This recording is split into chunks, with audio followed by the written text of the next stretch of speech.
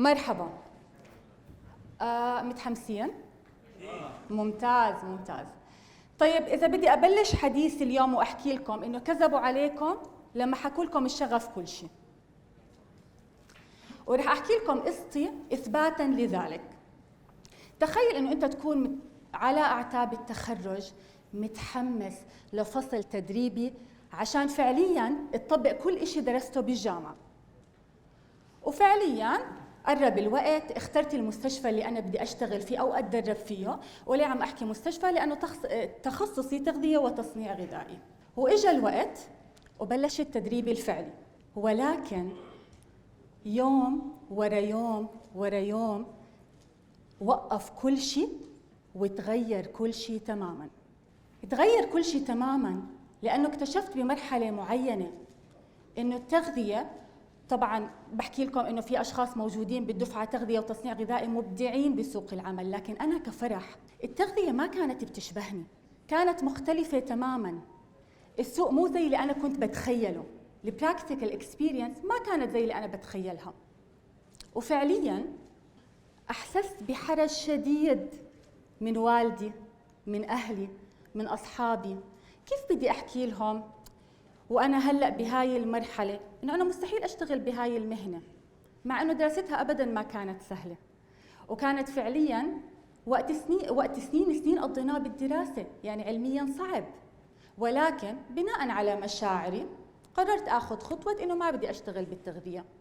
ووقت ما تخرجنا وتخرجت دفعتي 70% بحب أحكي لكم من دفعتي لا إرادياً راحوا لتخصص التغذية وبلشوا بمهنة التغذية، إلا أنا وبضع المتمردين معي قررنا إنه طب إحنا شو بدنا نعمل هلأ؟ طب إنه الناس عم بيشتغلوا يا جماعة، إحنا شو بدنا نحكي للناس اللي حوالينا؟ الناس بلشوا يشتغلوا تغذية.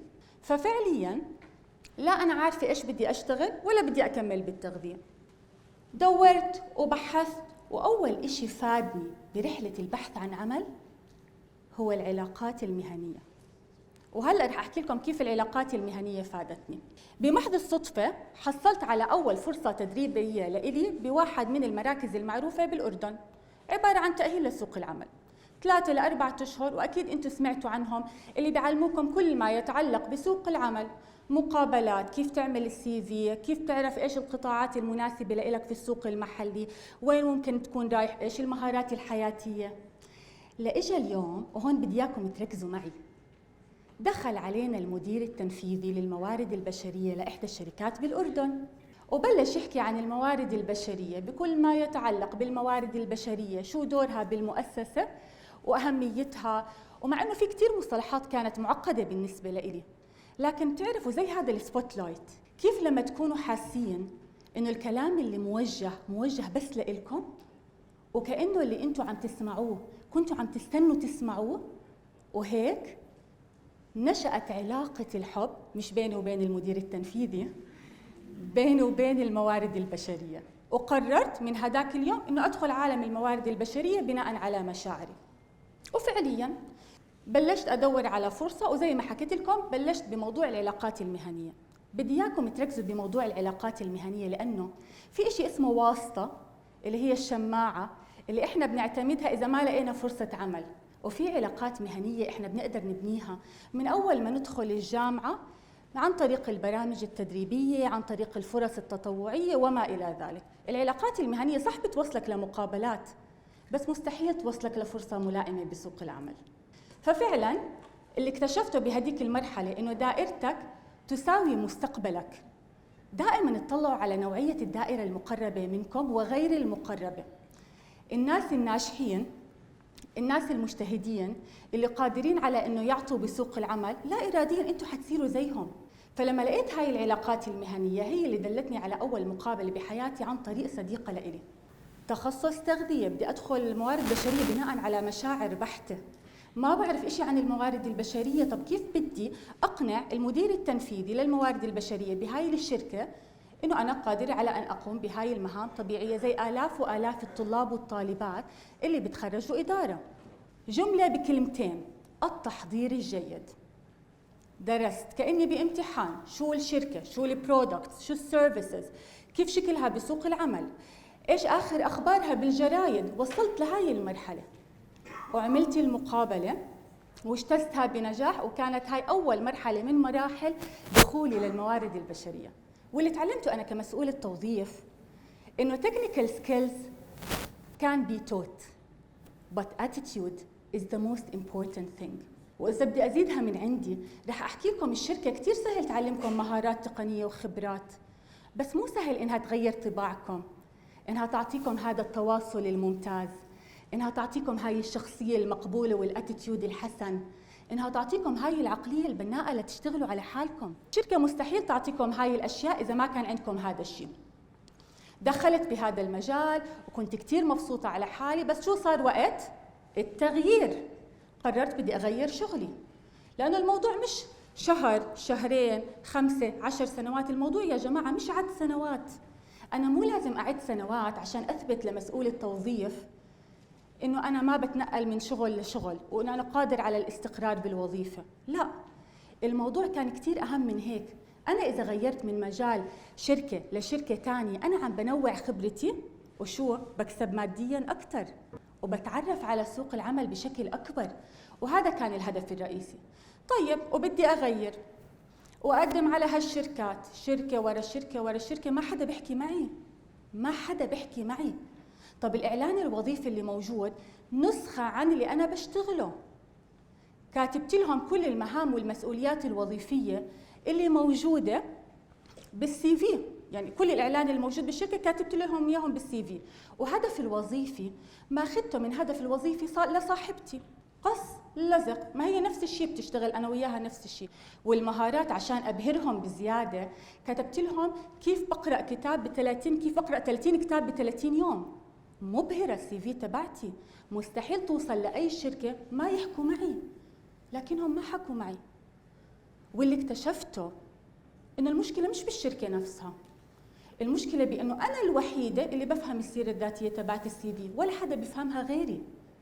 عشان هيك اللي اكتشفته واللي بدي اياكم فعليا تاخذوه هيك كتيك اواي، انه السيرة الذاتية يجب ان تكون موجهة ومخصصة لوظيفة معينة. اكسرسايز بسيط بس بده منكم 5 دقائق.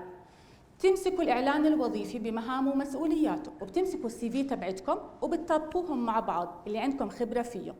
بتطلعوا على المهارات اللي بالإعلان الوظيفي وعلى مهاراتكم وبتطابقوها. بتصفي اللي عم تعملوه انه انتم بدكم تخلوا الريكروتر يقرأ الشيء اللي بده يقرأه. تخيلوا هاي الحركة ممكن فعليا توصلكم لمقابلات عمل. طيب يا فرح، وهياتك اخترتي الشيء اللي بدك اياه، الموارد البشرية، وملكة المقابلات، وعارفة كيف تحضري سيرتك الذاتية لأي مقابلة أو أي وظيفة بدك إياها، وعندك علاقات مهنية. طب شو بعده ناقص؟ ليه ما عم تبرزي أكثر وتظهري بسوق العمل؟ رح أحكي لكم إياها، وإذا سمعتوها بدل 100 صارت 101. أنتوا أول ما تعرفوا على حدا أول شيء شو بتفتحوا؟ منصات التواصل الاجتماعي، شو ما كانت المنصة، صح؟ بتحبوا تشوفوا شكل الشخص ورا صورته اللي عم بتشوفوها. أول ما الشركة تحكي معكم أول إشي بتفتحوه منصات التواصل الاجتماعي. لذلك إذا أنت ما برزت وما ظهرت بالمنصات التواصل الاجتماعي وما بنيت هاي الهوية الرقمية القوية لتحكي أنا موجود، هيني هون، أنا شاطر بهذا المجال، اطلعوا علي، بحياتك ما رح تبين. عشان هيك إذا بدها تكتمل السيركل كلياتها رح تكتمل بهوية رقمية قوية.